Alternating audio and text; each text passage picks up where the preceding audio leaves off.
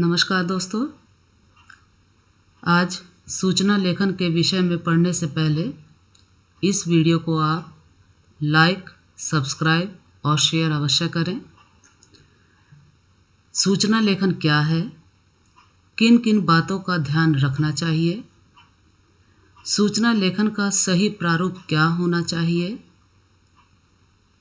आदि के विषय में इस वीडियो के माध्यम से जानकारी प्राप्त करेंगे।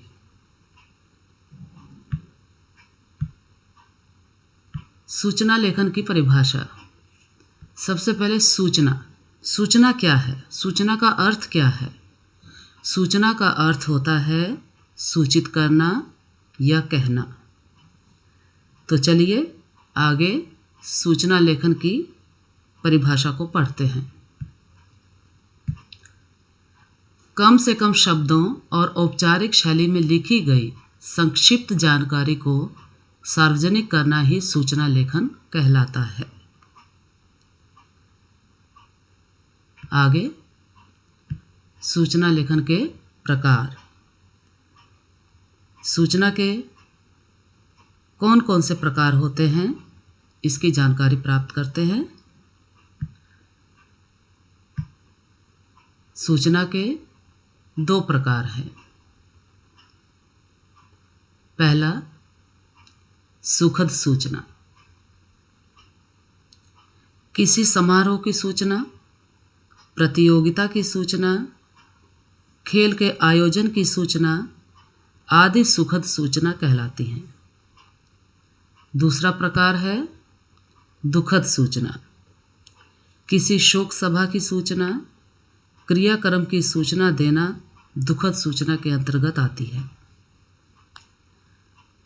अब सूचना लिखते समय किन किन बातों का ध्यान रखना आवश्यक है, इसे जानते हैं।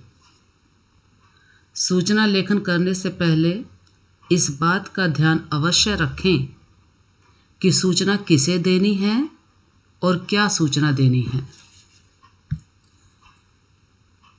सूचना की भाषा सरल होनी चाहिए। समय और दिनांक स्पष्ट होना चाहिए। सूचना में हम जो भी समय दें, जो भी तिथि लिखें, वह सही हो।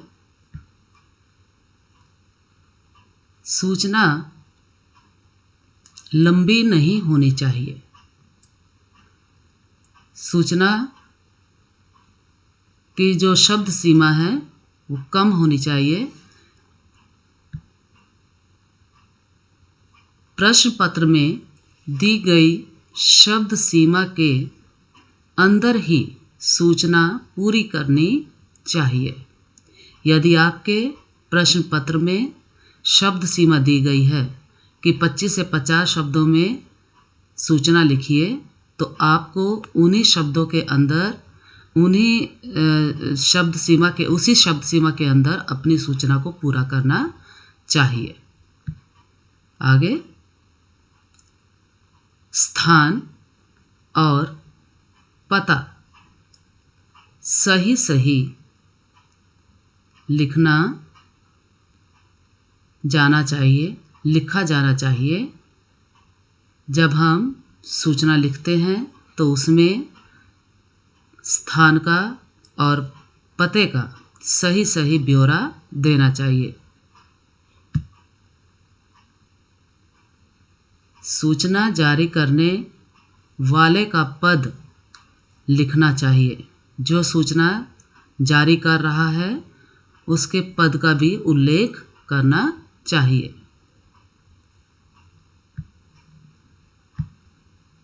सूचना लेखन का प्रारूप।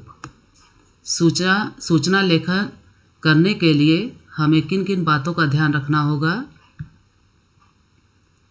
सबसे पहले ऊपर केंद्र में, सेंटर में सूचना शब्द लिखना चाहिए। उसके बाद संस्था या कार्यालय या विद्यालय का नाम लिखा जाना चाहिए। तीसरी पंक्ति में विषय लिखना चाहिए। चौथी पंक्ति दिनांक लिखा जाना चाहिए किस तिथि को आप सूचना लिख रहे हैं। सूचना का लेखन करिए, उसके बाद आप जिस विषय पर सूचना लिखने के लिए आई है उसको लिखिए। सूचना देने वाले का नाम और पद लिखिए और सूचना लिख लेने के बाद अंत में सूचना देने वाले का नाम और पद लिखा जाना चाहिए। अब हम सूचना का एक उदाहरण देख लेते हैं। सूचना लेखन का उदाहरण। प्रश्न है, स्कूल से आपकी साइकिल चोरी हो जाती है, इसके लिए एक सूचना बनाकर लिखिए। अब सबसे पहले हमें सेंटर में सूचना शब्द लिखना है। उसके बाद विद्यालय का नाम लिखना है, क ख ग विद्यालय। फिर विषय लिखना है, साइकिल चोरी। और चौथी पंक्ति में दिनांक लिखना है। अब आगे सूचना लेखन करना है।